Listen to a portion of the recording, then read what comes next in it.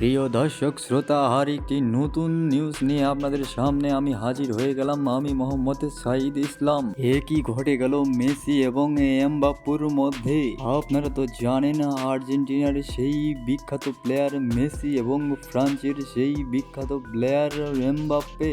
আপনারা তো জানেন এবার কোপা আমেরিকার ফাইনাল থেকে আর মেসি খেলবে না। আর মেসি 10 নম্বর জার্সি পরে সচরাচর মাঠে খেলে থাকে, মেসির প্রিয় জার্সি নাম্বার 10। তো প্রিয় দর্শক, আপনারা তো ইতিমধ্যেই জেনে গেছেন যে এমবাপ্পেরা এবার সেমিফাইনাল থেকে ছিটকে পড়ে যায়।